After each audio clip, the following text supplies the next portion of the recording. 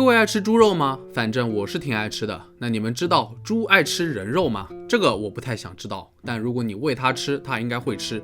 至于爱不爱呢，那就得去问猪了，或者问一下养猪的人。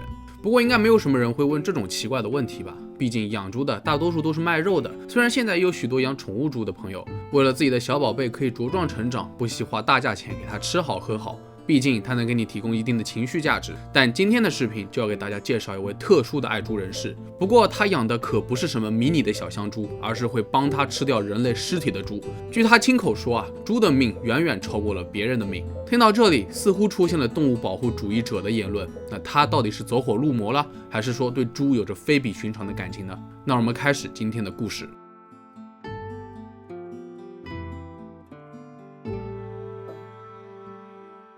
2014年1月1日，这是新年的第一天。罗伯特·哈尼的孩子已经好久没有父亲的消息了，刚好趁着新年的假期，决定前去他工作的农场探望。可到了农场之后，他们并没有看到自己的父亲。农场主苏珊·莫妮卡透露，罗伯特在4个月前接了一通电话，说是家里有人出事了，必须要回去一段时间，随后就匆匆离去，到现在也没有回来。刚巧今天家属竟然来了，苏珊就提醒他们记得把罗伯特的东西都带回去。可奇怪的是，父亲的所有工具、个人物品等都原封不动地放在那里，完全不像是一个准备要离开很久的人。更何况陪伴了父亲好多年的狗狗都还在农场里面跑来跑去，如果父亲要离开，是不可能不带着他的。可是现在父亲都失联了好几个月了，他们只好先报警，提交了失踪人口的报告。经过警方初步调查，罗伯特确实已经消失了好几个月了，而且碍于他一直是用现金生活，没有刷卡消费的记录，这使得警方很难追踪到他的足迹。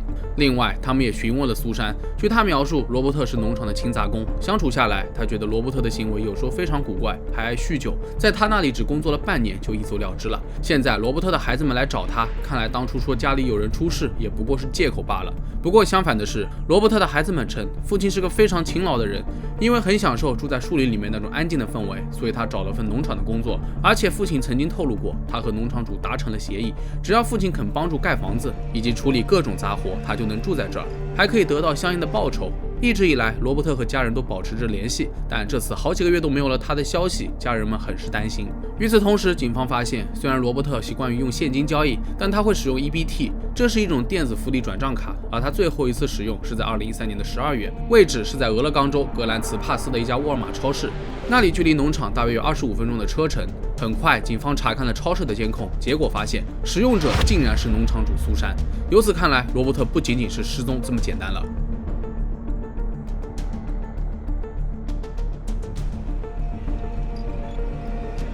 在追踪到 EBT 使用记录后，警方正式搜查了苏珊所拥有的农场。果然，那里一言难尽，不仅堆满了腐烂的食物、动物骨头，还有大量的工业废料，简直是脏乱差。而且农场竟然连自来水都没有，更不要说什么污水处理系统。然而，这些都还不算什么，因为警方竟然在集水池里面发现了一条腿，这并不是动物的，而是人的腿。紧接着，苏珊立刻被带回警局接受询问。可接下来，苏珊诉说了一个离奇的故事。据他描述，在2013年秋天的某一天，苏珊看到他养的猪正在疯狂啃食某个东西，于是自己凑上前去查看，没想到竟然发现躺在地上的正是罗伯特，他的内脏被啃食的到处都是。当时他都吓坏了，也不知道为什么自己养的猪会吃人，而且也无力阻止他们。而为了减轻罗伯特的痛苦，苏珊干脆朝他开了一枪，接下来就任由罗伯特的尸体留在猪圈里面，直到他的猪吃饱。几天之后，苏珊进入猪圈，把罗伯特剩下的遗体清理出来，装在垃圾袋里面。据说后来有一只野生动物把垃圾袋拖进了池塘，尸体就再没有出现过。这个故事说到这里，真是离谱他妈给离谱开门，离谱到家了。当警方质问苏珊为何过去对此事只字不提时，她竟然回答说是因为担心自己养的猪会被杀掉。而且苏珊还声称自己是帮助罗伯特摆脱了痛苦。同样的，如果看到自己的猪饱受痛苦，她也会毫不犹豫地帮助他们结束生命。看到苏珊这副大言不惭的样子，警方试着套她的话，说是在农场里面又有了新的发现。没想到苏珊当场崩溃，警方趁此机会指示她画了一张农场地图，交代了尸体的位置。果然，苏珊在地图中间画了一个很大的 X 标记。可让人意外的是，那里埋着的竟然是另外一名死者史蒂芬。史蒂芬·德利希诺也是农场的一名勤杂工，他比罗伯特还要早去1年。对于史蒂芬的死，苏珊解释说，在2012年，他发现了自己的2支枪失踪了，怀疑是史蒂芬干的。果然，苏珊在他的个人物品当中翻到了这2支枪。然而，两人在对峙过程当中动起了手脚。苏珊声称自己是慌了神，趁史蒂芬倒地的时候，对准脑袋就来了一枪。至于尸体，苏珊同样喂给了自己猪圈里面的猪，没啃完的部分就被埋在了农场的地底下。警方也很意外，苏珊竟然会主动交代另外一名死者的存在，而更让他们不寒而栗的是，她竟然还透露，如果再交代其他17个人的事情，自己只能在监狱里面待上一辈子了。听到这里，警方倒吸了一口凉气，但也在质疑苏珊说的到底是真是假。在接下来的几个礼拜，警方对苏珊的农场进行了地毯式的搜查，果然找到了罗伯特和史蒂芬的部分遗体以及他们的个人物品，但并没有发现其他死者。很快，苏珊被指控犯有2项谋杀罪、虐待尸体罪，但她不仅不认罪，还再三声明，杀害史蒂芬是为了自保，而杀害罗伯特更是为了帮他减轻痛苦，何罪之有呢？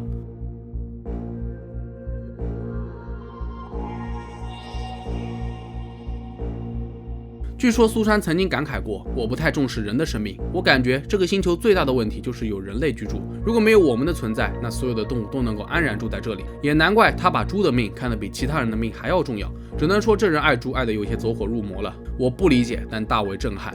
2015年4月，苏珊终于迎来了最后的审判。她的辩护律师表示，不能因为苏珊这个人平时比较古怪就认定他是凶手，但他们迟迟拿不出可以证明自己无罪的证据。另一边，俄勒冈州警察局的一名人类学家作证说，罗伯特的双腿是被斧头肢解的，而且他的大腿骨上有被动物啃食过的痕迹，但是他们也没有办法断定死亡的真实时间，是在肢解前还是肢解后。另外一名死者史蒂芬的头部则有3-4个枪伤，并不像苏珊说的只打了1枪。最重要的是，法庭上面出现了一名特殊的证人乔丹·法里斯，他曾入室抢劫被关进监狱，后来便与苏珊成为了狱友。据他作证说，自己曾收到来自苏珊的生日贺卡，上面的署名是杰克逊县监狱里面最可爱的凶手，也就是说他在背后自称是凶手了。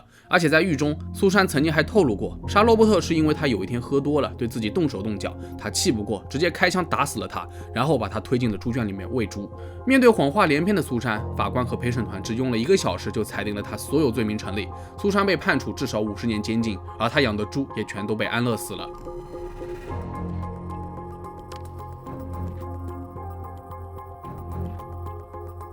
看到这儿，大家有没有怀疑过苏珊的性别？其实我也在看到这2张预照后才意识到她怎么有些不对劲。前面一张是戴着假发的模样，后面一张则是秃头的样子。没错，苏珊的真实性别其实是男性。也难怪我一直有点想不通的是，一个小老太是怎么能够搞定尸体的呢？总觉得有些牵强。那下面我们来简单的认识一下这个苏珊。她出生于1948年美国加利福尼亚州，家里有一个姐姐，但不幸的是，姐姐是个唐氏儿。母亲无力照看，于是就把她送去了寄养家庭，彼此再也没有联系过。在越战期间，苏珊曾经在美国海军服役，退役后她便遵从内心，开始以女性的身份生活。也差不多在这个时候，苏珊的母亲去世了，也就是说没有人知道苏珊的过去。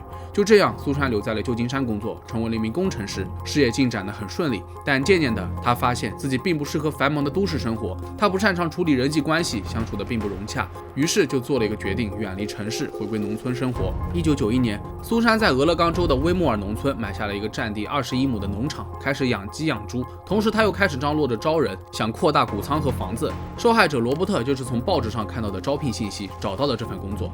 说实话，关于苏珊的性别，我还是挺惊讶的，真没想到她是一名跨性别者，以至于我都不知道该用哪个偏旁的她了。不过大家都还记得他曾经说过的还有另外17人吗？有人认为苏珊多少有点反社会，她惯于说谎，这很有可能只是故意夸大事实，混淆视听。不过还有一部分人推测，苏珊反社会也不是1天2天了，说不定从1991年搬到农场开始就是犯罪道路的开端，只是警方没有发现其他受害者的存在罢了。这么多年过去了，能保证他雇佣过的人和苏珊的关系一直是不错的吗？应该也不会有人觉得猪比人的命更重要吧。当然不包括一些极端的素食主义者和动物保护主义者。